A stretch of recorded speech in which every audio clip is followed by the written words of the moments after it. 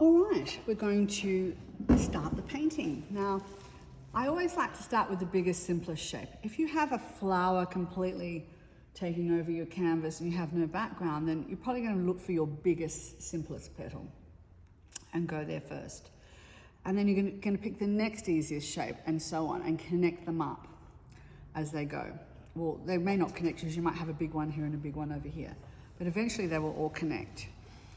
But if you have a simple background like I do, doing the background first is great because I'm already going to get 20% of the canvas covered in a pretty short amount of time. When you come to this, you know, something like this, probably it's going to be these big petals first and a bit of the background. The background's not bad either. Okay, so here we go. I've got a dampened brush. Maybe I'll just damp again. Tamp and damp. Damp and damp, I should say. Okay. Looking good. I'm going to put some medium on the brush. You can do it the other way around if you want. I've got a loose hair. I'm going to grab that. I'm just a little tiny bit grey, so I don't want puddings of paint. I'm going to mix it as I go.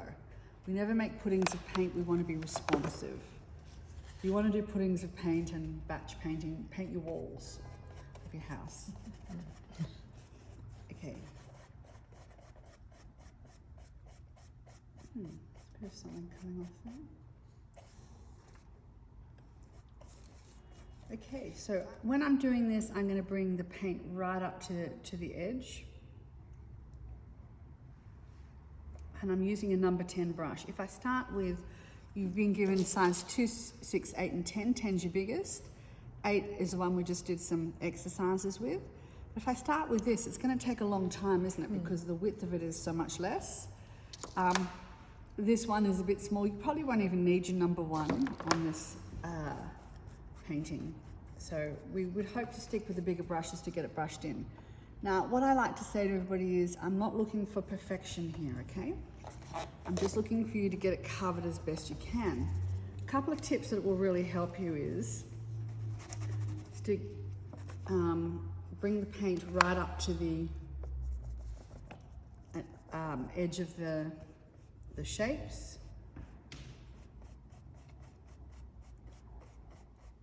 Some sort of something dry happening in there. I might be still the glue in the brush. Maybe you've got to wash the brushes in the water first. Might be best. Okay, I'm not going to get those little tiny bits coming off there. Now, often at this stage we think, oh, it looks a bit rough and I thought I was going to paint something really beautiful today. What am I doing? Okay, this is just the underpainting. It's just placing where things go. It's also giving you this extra layer on the canvas that nourishes it and makes it nicer to put your colour on.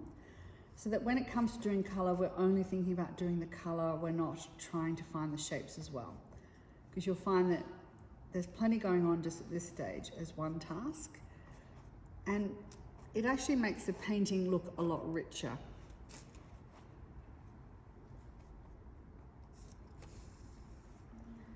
As a result.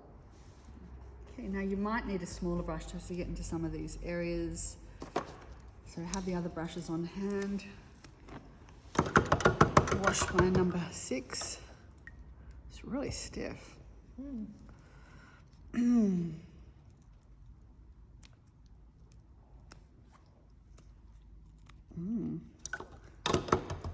Using arrow dart for glue or something. There we go. So the reason I use these brushes is because we've got a job to do, right? And these pick up a lot of paint. They've got a square edge and they pick up a lot of paint. They're like a spade.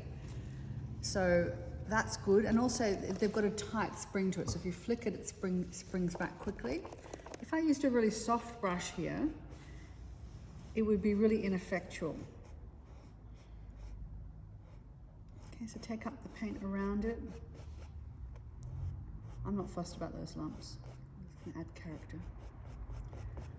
Okay, I can spend hours getting uptight, or I can just get this on as best I can. You know, I don't want to overwork things. This is not your final painting. Okay, make sure you don't make the paint too thin. It's easy to make the paint too thin if you use too much medium. I want to keep this background fairly pale because I've got some decent darks and light tones coming through here, so it's still a bit white coming down. You can take the paint right around the edges if you like. It saves you having to feel that you've got to frame it. Make sure you do take your paint right over the edges anyway, regardless of you doing edges or not, and then you don't get a little white edge that you can't colour match later. A little tip for you. Okay. So it's not about being perfect, it's about trying to find the shapes as best you can, all right?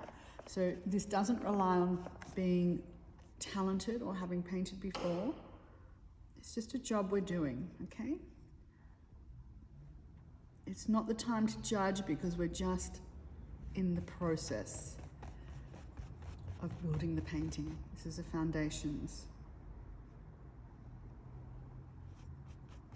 Because the moisture is up there, because I've got the medium that I'm using, I'm getting a nice clean edge. If you start getting fuzzy edges, why would that be? Too dry. Too dry. That's it, ladies. I'll lubricate that paint. Add the medium. So sometimes you can just squeeze more out of the paintbrush and that'll work.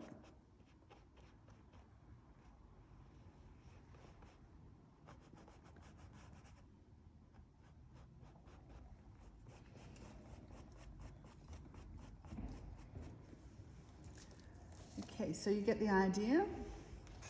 Do a little bit up here. I'm not going to paint the whole background in front of you because... So the background's just roughing it in, it's not a masterpiece. Well, it looks pretty good. What are you talking about? Yours does, yeah. Okay, I'm putting the brush on the side, decent amount of moisture, and I can actually get into those little cracks by just working off the tip, okay? So you can make this sort of big tractor of a paintbrush work like a ballerina if you're handling it nicely. Pull it in. And what's happening is I'm actually showing us where the flower is before I even start the flower, which is nice. So you kind of get this thing where you can see where the next edge is going to be. But are we filling in the background on all our paintings or just the Is your largest? background the biggest? Yeah. So probably, I would put in your black background, your very dark background. It's not black, you're not using black. Yeah. That is not in between. I would do your darks in the background just to help find the flower, Yeah. even though it's not your biggest, simplest shape. But it's next to you. Okay, so I'll do this as quick as I can. So when you're going in those curvy areas, you're taking your brush in the same sort of direction. Yes, Not necessarily. I'm being following the too- line, yeah, yeah, okay. as best I can.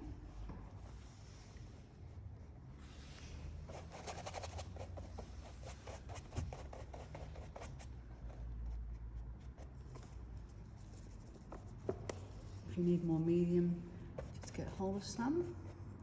Now, I probably just need to look at my photo here because sometimes when you get photos printed, even though you've taken the photo and it shows that, sometimes it will crop it. So it has cropped it off a bit, which I wasn't thrilled about, but that is the top of that one, so that's good to know. Looking,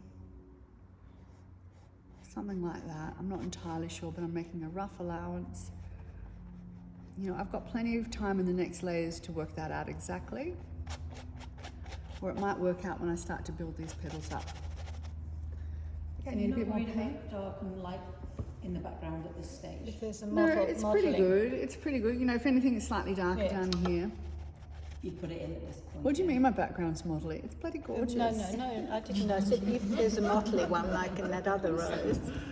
Yeah, well, I think what we'll do is we'll do a demo of that. We'll do a demo. She's got a different background completely. She's got like a garden background. Greens and So that painting over there on the wall, the magenta rose, goes through a lot of detail on how to build up all that volume. If you're ever interested, and there's 3 in the painting pack, 3 roses in the painting pack, so you can do a series out of it. I think it's $2.79 for the pack online. So it comes with full guidance. Okay, okay, I'll do the edges later. I'm more interested in showing you the rest of it. So I'm pretty happy with that. I just noticed there's a hair there, out it comes. You don't want lumpy paint either. So if you find that you've accidentally put a bead of paint like that, get rid of it. Something there as well. Everybody happy? Fussy, aren't they, that side of the room? Now, I've got to go in and do this dark here. That's my biggest petal, right? Yeah. But the trouble is, what have I got on my brush? All the way through it's light. So it would be stupid to try for me to go and expect to get a good dark when I've got all that white. So I might even just dip the brush in and wipe it down. Okay, now it's good to go. Because this is a typical student mistake people make, that's, students make and people generally, is that they go in to do a dark, but they're not aware of what they've got on the brush. But you girls are, aren't you? Because we're training you good and proper. Being taught right. Taught right, that's right. Okay, so here I go. I'm going to try for that dark and a nice darker in there at the same time. So there's the black. And remember we made a charcoal colour with a bit of white in it? I'm going to start there. So there is a piece that comes down here that I didn't pick out in the drawing, but I've just seen it. Now, if you feel that number 10 is too big, by all means get the number 8, but I'm all in for the number 10 as much as I can because I know I'm going to cover it more quickly. Okay, so all I've done is I've gone and I've looked for that shape. Now remember we did a softened edge. Here's our first softened edge. A bit more dark. It's darker on this side, so I'm going to follow that. So you're just really putting tonal in now. I'm breaking it into tones. And now, you see my brush is getting dry. I have to dip in and get a bit more paint and moisture. Just bring the paint up. Now, while that paint is wet is the best time to soften the edge, but the only problem is if I keep going in with more light, it's going to just put a lot more light paint in, where I don't want it. Flying paintbrush, it's got a life of its own. Okay, so now I've got a paintbrush with no paint, and this is another way you can do it if you want, or you can either wipe it off or you can just use a paintbrush. See how I've got a softened edge? That's all I need. Being really fussy, there's a tiny bit lighter in there. Now you see why my apron's covered in paint. Yes. It's a tool. Okay, so now I'm going back to this brush.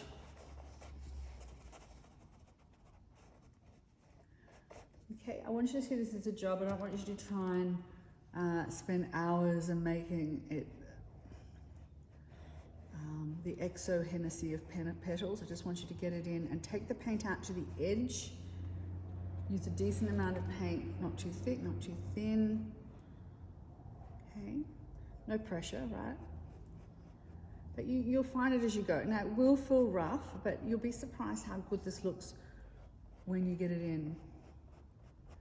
When you get all the little pieces in, you'll probably fall in love with your black and white and go, but I don't want to change it. Have lunch and enjoy the rest of the day, please. Okay, now it's lighter here. There's a slight little curve. See how it's got a slight curve? So a nice long line and flick. Okay, and flick for blending. More pressure on the brush squeezes the paint out, and as you're finishing the line, you can just flick it up a bit, see? And then it makes less contact. So that helps you to blend there.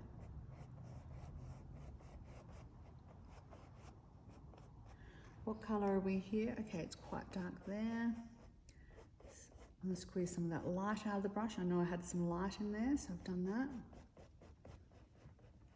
I'm doing a softened edge on here. So I'll park that paint there, but now I'm doing a bit of a merge on it. And I'm starting to get a bit of petal muscle. Now I need a highlight here, so wipe off the excess. A bit more paint. And see how I managed to get a good dark, a good light, and that's because I'm controlling my paint. If you're not aware of what's in your brush, you'll probably just keep putting grey in everything and you end up with a lot of grey. So remember to be aware. If you want to go in and get a dark, you've got to have no light on your brush. Makes sense, doesn't it? Mm-hmm. Okay, let's do one more petal here.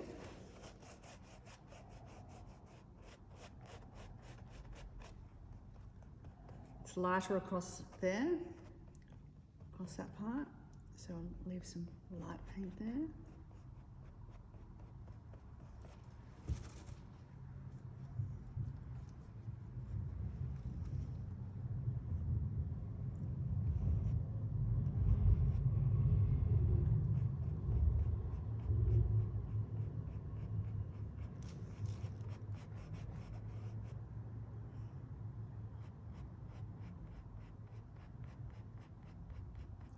But see how at the petal intersection, this is light and that's dark. That's what you're looking for. What is the thing that's next to it?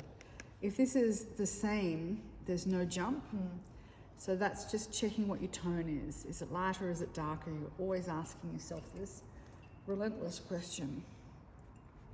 But it just makes life easy if you get it, and it will just pop. Okay. Is it perfect? No. Should it be after 30 years of painting? Probably.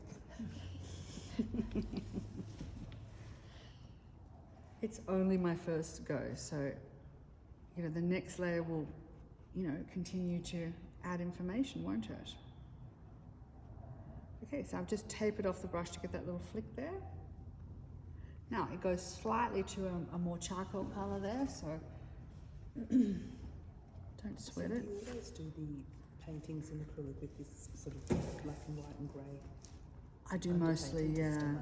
Yeah, a different technique on those poppies at the back, and a different bunch of reasons for why we do what we did. Because it's Bloom's freestyle. I do it slightly differently. Yeah, that needs to be a little darker because it's not jumping. Actually, my shape could be improved. There we go.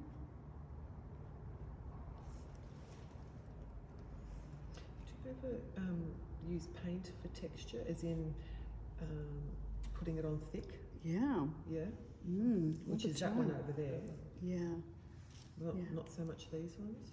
These ones not so much. Yeah. Yeah, I mean, introducing impasto on top of detailed work means you have to then go and do the whole thing pretty much. So yeah, I tend to separate the two techniques. And is impasto style, or is that a medium, or is Impasto is thick paint. It literally means is Italian for from the tube. So I have taught impasto oils. But you can also do impasto, as you can see, with acrylics by mixing in a medium. We're mixing in a gel like a gloss medium, but you can mix in something that's more like A thick medium. a thick paste, yeah, to get different effects, and that's really good fun. And yeah, I do different kind of instruction for that. Okay, so you can see I've got some darks, some lights, I've got some this is like a little bit fiddly detail, a little bit fiddly diddly, so I'm going to put the darks in.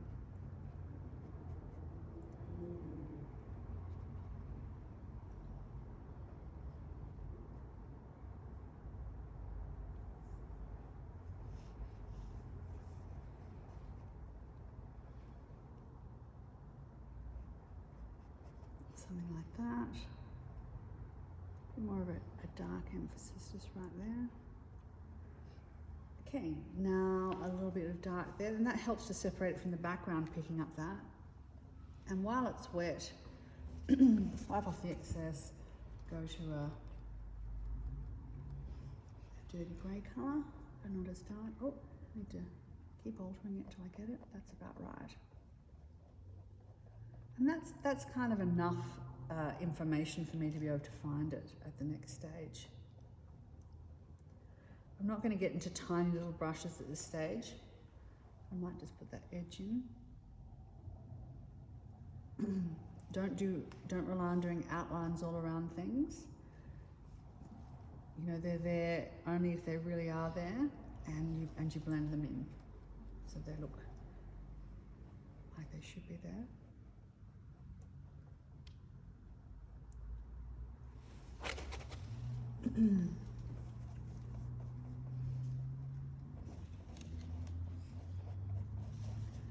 so there's lots of shapes within the shapes. Are you seeing that?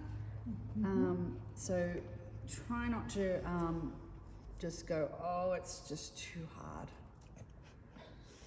I'm just not doing it. I'm not doing it. She can do it for me. I know how it goes. Is that an option? No, not really. I'd like you to try doing it.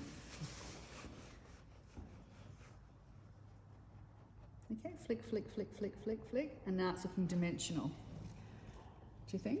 Or am I having myself on? No. You can always call me out and you can just say, I don't think so, Jack. You're really kidding yourself here. Okay, so it quickly builds. Okay, so it will feel a little on the rough side. It's only the start, right? And we don't expect things to be perfect at this stage. I'll certainly be coming around to check so that you can enjoy your lunch, not be hiding in the bathroom. We'll do that. And I can't go home. I'm blocked in. you can't go home. Yeah, in fact, give me all the car keys. Jackie said to me, park over there so they can't get out. No one can run No away. escape.